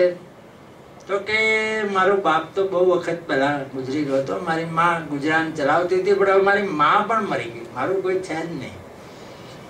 એટલે બિરબલે કહ્યું કે રાજ્યમાં નોકરી કરીશ, બાદશાહને ત્યાં જનાનખાનામાં નોકરી કરીશ? તો હા કરીશ. દાસીની નોકરી છે? તો હા એ કરીશ. એટલે લઈને આવ્યો અકબરને, પેલી યુવતી સોંપી કે પેલું હું તમને આવતીકાલે કહીશ કેટલાનું ઘરમાં ચાલે, કેટલાનું ન ચાલે. અને બીજે દિવસે સવારે, હજી તો બિરબલ દાંતણ પાણી કરીને ચા પીવાની તૈયારી કરતા હતા, ત્યાં તો રાજાનો સવાર આવ્યો. એ કે બાદશાહ અબી નબી બોલાવે છે. અરે પણ શું છે? તો નહીં, અબી નબી બોલાવે છે. બિરબલ તો પહોંચ્યો તો બાદશાહ તો આમ બેચેન બનીને આટા મારતો હતો. એટલે એને પૂછ્યું કે જાપના શું છે? તો કે બધી વાત પછી, પણ પેલી જે છોકરીને તું કાલ લઈ આવ્યો ને, એને બીજે ક્યાંક નોકરી અપાવી દે. બેગમ કે છે કે આવી રૂપાળી છોકરી અહીં જોઈએ જ નહીં. એટલે જે એક ઈંડું વધ્યું હતું ને,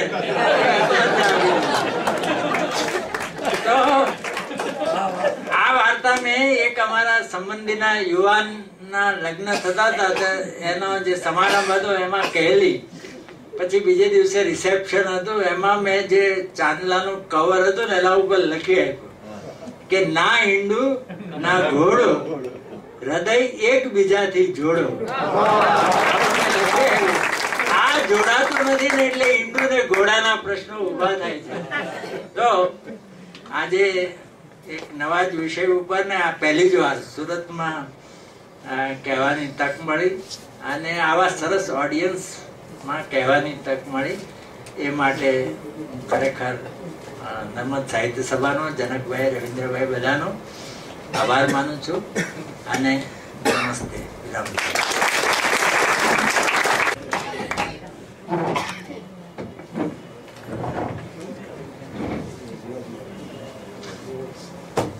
રતિભાઈ, આમાં બધાને થતું હશે કે આ બોરી સગા સાહેબ પહેલા કેમ નહીં મળ્યા અમને? 51 રૂપિયામાં પત્નીને, બધાને જેવું થતું હશે. પણ આમ હસતા હસતા ઘણી ગંભીર પણ વાત કરી. અમારા આનાવાલામાં આમ અમે બહાર એવું બતાવીએ કે અમારું ચાલતું હોય, ઘરમાં તો પત્નીનું જ ચાલતું હોય. પણ પેલું બહાર પેલો અહંકાર ના હોય ને, આપડે પુરુષ તરીકેનો અહંકાર, એટલે પછી આમ બહાર ખાલી આમ ખીજવાયા કરીએ ને, પેલી આમ ડોળા કર્યા કરતી હોય કે ચૂપ થાવ, ચૂપ થઈ જવું પડે. પણ સરસ વાત કરી જયદીભાઈ, એટલે એમનું તો બોલે કે ફીલ છે એવું કીધું રતિભાઈ. જયદીભાઈ કરંજિયા આપની સમક્ષ બોલી સાથે. જયદીભાઈ. રતિલાલજી, હવે તમે સમજી ગયા ને કે સુરતના લોકો કેટલા સહનશીલ છે. કોઈએ બી પિસ્તોલ કાઢી એટલે તમે વારંવાર અમારે ત્યાં આવજો, જરાય ડર રાખ્યા વગર. વેલ, રતિલાલજીએ પિસ્તોલની વાત કરી. આવી રીતે પણ એક બીજો અનુભવ થયેલો કે આ એકાદ સમારંભમાં બહુ લાંબુ બોલાઈ ગયું, તો સામે બેઠેલા સ્વાતિબેન સૂઈ ગયા. મેં જનકભાઈને કહ્યું કે પેલા લેડી સૂઈ ગયા, એમને ઉઠાડો ને, મને બહુ બધા નેગેટિવ વાઇબ્રેશન્સ થાય છે. મને કે તમે જ સુવાડી, હવે તમે જ ઉઠાડો. એટલે આવા પ્રસંગો તો સાહેબ બને છે. વેલ, this was just out of the way. મુરબ્બી રતિલાલજી, Jyotindra Dave ચંદ્રક અર્પણ સમારોહના આજના સુરતના મહેમાન એવા હાસ્ય સમ્રાટ બોરીસાગરજી, વાંચક ક્યાંય નથી ગ્રંથાલયમાં એવા ઉત્તમ પુસ્તકના ઉત્તમ લેખક મુરબ્બી કિશોર અંધારિયા સાહેબ, જેમના છત નીચે આ સમારોહ યોજાઈ રહ્યો છે એવા સાહિત્ય સંગમ મંદિરના મહારથીઓ માનનીય પૂજ્ય નાનુબાપા, મુરબ્બી જનકભાઈ, મંત્રી શ્રી બકુલેશભાઈ, આવતીકાલે જેઓ પુસ્તકનો પરિચય આપવાના છે એ મારા હાસ્ય મિત્ર રવિન્દ્રભાઈ પારેખ. વડીલો, હું રવિન્દ્રભાઈનો ચાહક થઈ ગયો છું. મને હંમેશા આશ્ચર્ય થાય છે કે આટલું બધું સિરિયસ મોહ રાખનાર વ્યક્તિ હસવામાંથી ખસવું કોલમ આટલો લાંબો સમય કેવી રીતે ચલાવી શકે છે? I really congratulate you and love you. મુરબ્બી Jyotindra દવેના વાલા દીકરા પ્રદીપભાઈ, માનનીય રમેશભાઈ ઓઝા, માનનીય પ્રેમભાઈ સુમેશ્રા, મિત્ર બિંદાસ, કિશોરભાઈ સિંદુરિયા, મધર ફિગર નામ ભૂલી ગયો, હંસા રેખાબેન, મધર ફિગર રેખાબેન, મારા મિત્ર દિલીપ ઘાસવાલા, આ રતિલાલજીના હાસ્ય સાગરમાં તરબોળ થયેલા વાલી સુરતનો અને સુરતીઓ, હવે કોઈ બાકી નથી.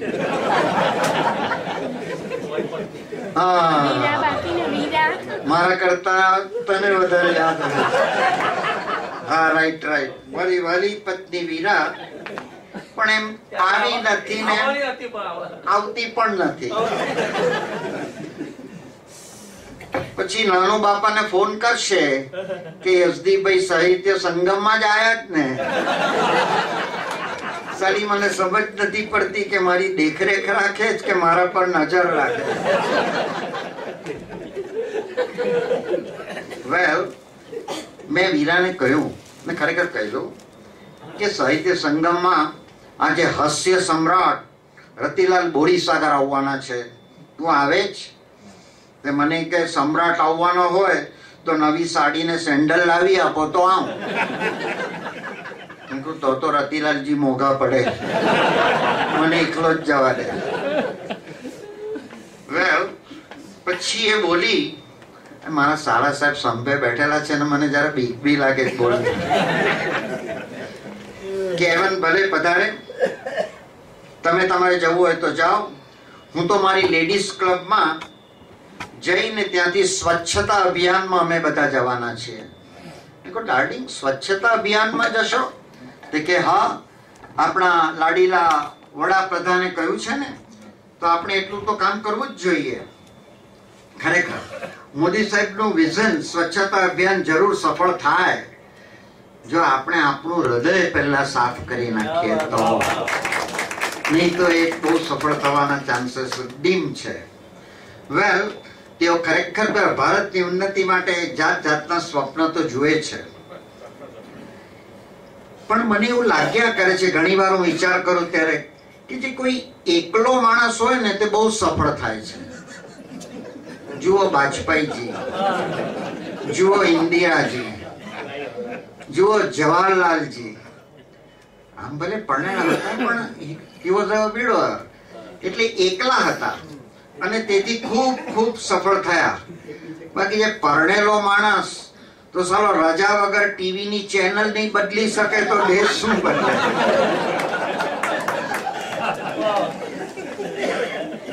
પછી મેં કહું કે ડાર્લિંગ, પણ તું કાલે સ્વચ્છતા અભિયાનમાં જાય તો નહીં ચાલે?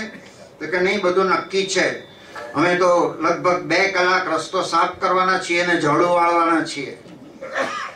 ત્યાંથી બ્યુટી પાર્લરમાં જઈશું, કારણ કે ગંદા થઈ જઈએ ને પછી બહાર નીકળીને એકાદ જોડ કપડા અને સેન્ડલ લઈને જ આવીશ. મેં કહ્યું ડાર્લિંગ, તું રસ્તા સાફ કરવા જાય કે મારા ખિસ્સા સાફ કરવા જાય?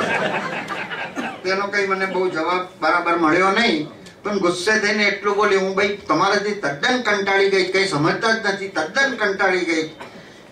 મને બી એકદમ ગુસ્સો આવી ગયો. પછી જરા ગભરાતા ગભરાતા પૂછ્યું કે તને જો કંટાળો આવતો હોય તો તારી મમ્મી પાસે થોડા દિવસ જઈ આવ, પિયર જઈ આવ. તો મને કે જરાક બી નથી જવાની. મારા મમ્મીએ કહ્યું કે દીકરા, જો તારે ગુલાબ તરીકે ખીલવું હોય તો કાંટા સાથે એડજસ્ટ થઈ જવાનું. એટલે હું તો કાંટા સાથે બધું સાલો હું કાંટો. ગુસ્સો તો આવ્યો.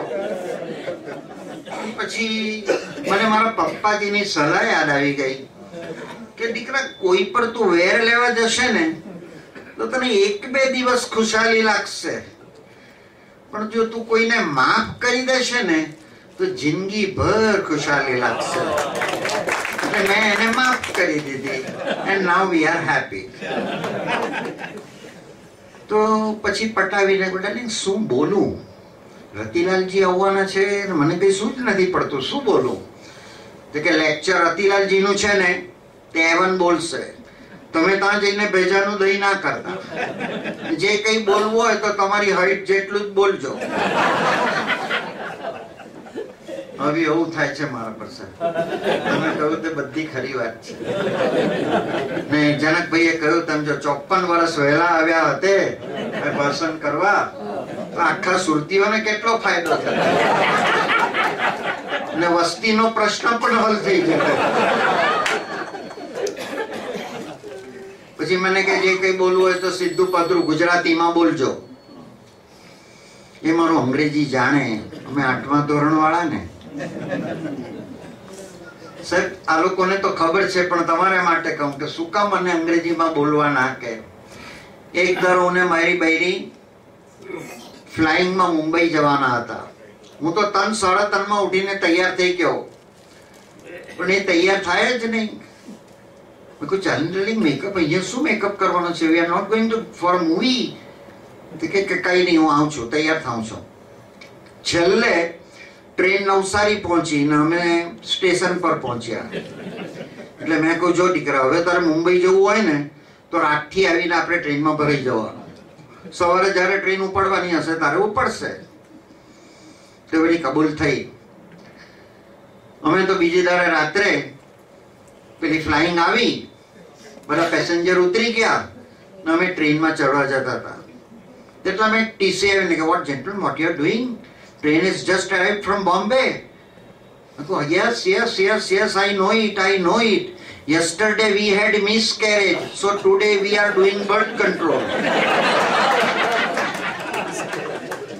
એટલે ટીસી આગળ ચાલી ગયા કે જાઓ બાવાજી બેસો. એટલે ઇંગ્લિશ નહીં આવડવાના ફાયદા તો છે જ.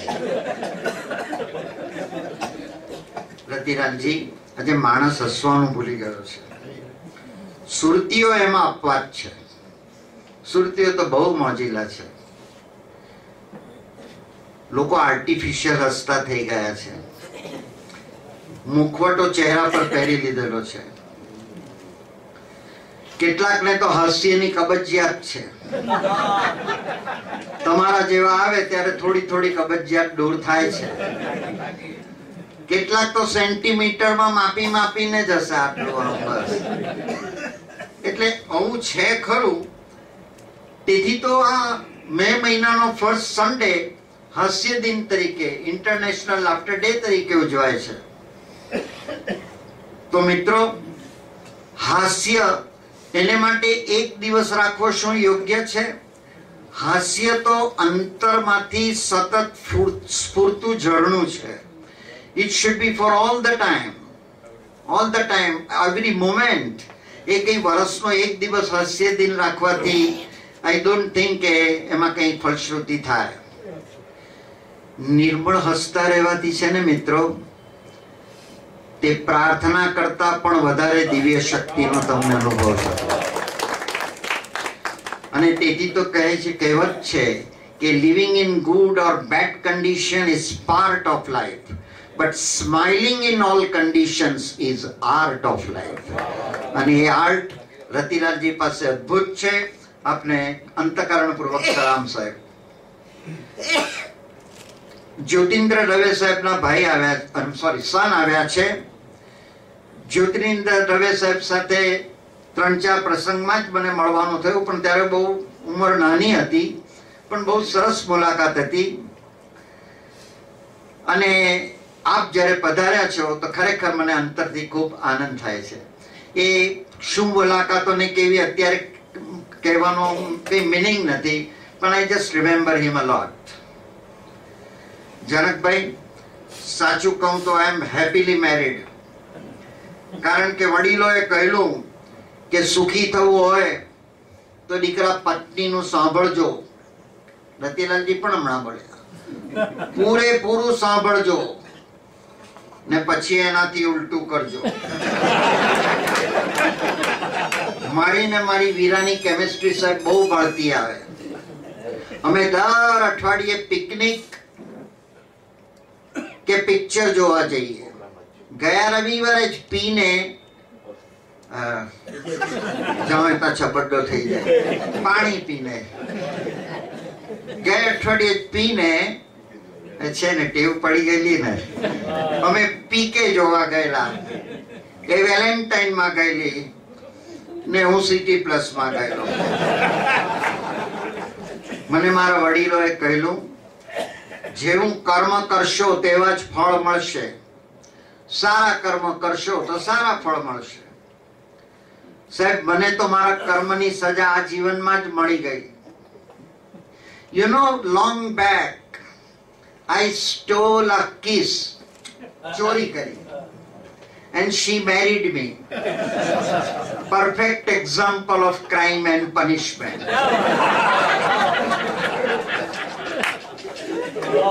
વાલા મિત્રો, આપણો આ સાહિત્ય સંગમ સાંસ્કૃતિક પ્રવૃત્તિઓનો સંગમ છે.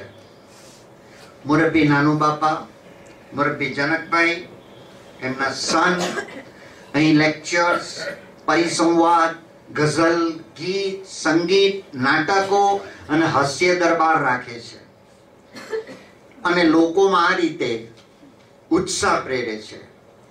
અહીં પણ ઘણા બાથરૂમ સિંગરો સ્ટેજ સિંગર બની ગયા છે. ખરેખર કેટલાકને નહોતું આવડતું ને બહુ સરસ હવે ગાતા થઈ ગયા છે. હાસ્યોત્સવ જેવા કાર્યક્રમો રાખીને લોકોના સ્વાસ્થ્યની પણ ચિંતા કરે છે. ઉનાળામાં સાહેબ સતત કાર્યક્રમો રાખી મનોરંજન ઉપરાંત એર કન્ડિશનની શીતળતા પણ આપે છે. અને રતિલાલ બોરીસાગર જેવા મહાનુભાવોને આમંત્રણ આપી તેઓના દર્શન અને વક્તવ્યોનો આપણને લાભ આપે છે. મારા વડીલો, આટલો બધો લાભ આ મંદિરમાં મળતો હોય તો આવો આપણે રતિલાલજીને, નાનુ બાપાને અને જનકભાઈને તાળીઓના ગડગડાટથી વધાવી દઈએ. We thank you Ratilalbhai, we thank you papa, we thank you જનકભાઈ. આજે રતિલાલજી એમના વક્તવ્યનો ટૂંકસાર એટલો જ કે જીવનમાં સદા હસતા રહેવાની કોશિશ કરજો.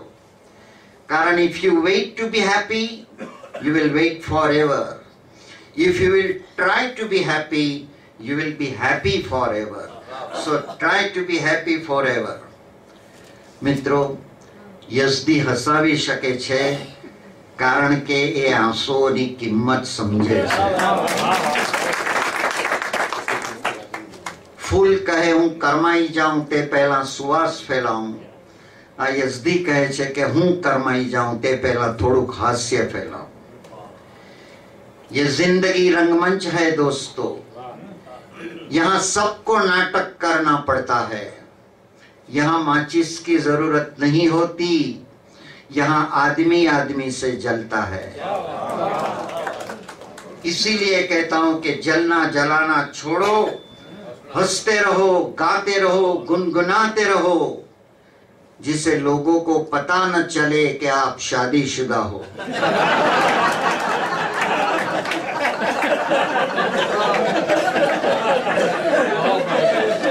રતિલાલ જી,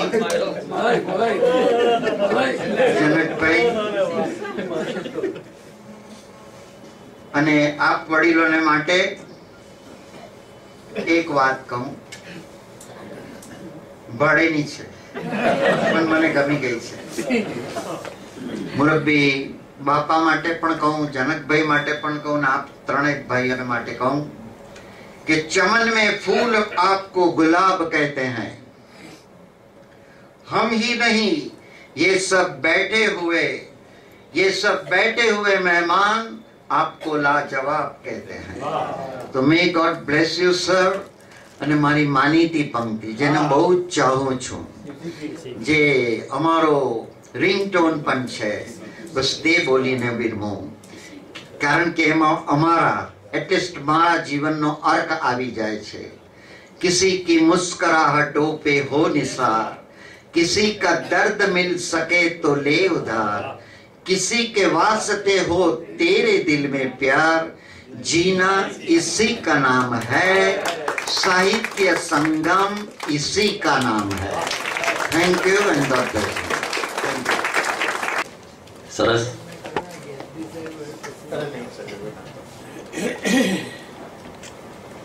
આપણા બધાને હવે પછીના, એટલે અત્યાર સુધી કેવું ગયું તે ખબર નથી દાંપત્ય જીવન, પણ હવે પછીના સુખી દાંપત્ય જીવનની રતિભાઈ અને જયજીભાઈ તરફથી શુભકામનાઓ.